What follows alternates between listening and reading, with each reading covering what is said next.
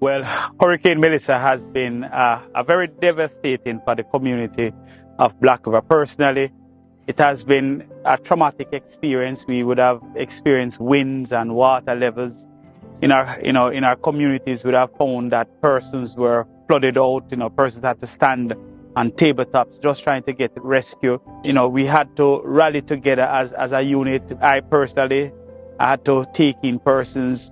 I rescued a 94-year-old lady, and she stayed with me a couple of days after the storm. There was a young lady who was at the hospital admitted and had nowhere to go. I had to take her in. And there only was about 15 or so at the home. So it has been a traumatic experience. Since then, we would have tried to get back our life together, but it's very difficult. We have been trying to do as best as we can. We relied really on the support of others to assist us.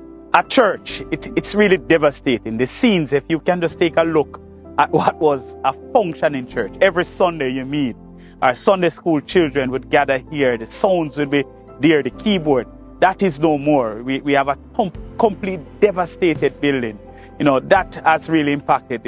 Members cry just to look at the state of what the assembly now is. In situations like these, it makes the heart wrench when you look at how beautiful the chapel was and what it is now. But it's so hard to even look at the church when there are members in the church who are suffering without homes. Every time it rains, they have to be sweeping out water every single day. So for us, it's really rough. One of the good things I would say about this storm is the way together in which the Bible says how good brethren can dwell together in unity. The brethren have brought in support to us. They have brought in relief. Those supplies were able to give out to persons. We were able to pray with persons. The church has now a voice because of your contribution that you have made to us. We are able to respond physically to the needs, emotionally to the needs, spiritually to the need. And we have been able to respond because of your support. We want to thank you for that support, and we encourage you to continue giving because it is a long road to recovery. But with your support, we are going to make it together. Thank you. Hurricane Melissa has been a terrifying experience, both for me as a leader, for my family, and for the church family as well. One of the most heart-rending parts of going to Johnston after the hurricane is to see families hurting. Families without a place to sleep, families without food to eat, families without someone to help to put on a sheet of zinc. That was heart-rending. When you look at the church building, it was totally destroyed. And just recently we had done some repairs to the church, and that cost quite a bit. And just to see all of that go now, it's heart-rending also. Help is needed. We will have to start from ground zero up. And so we are extending, asking help for all those out there who can assist Johnston Gospel Chapel.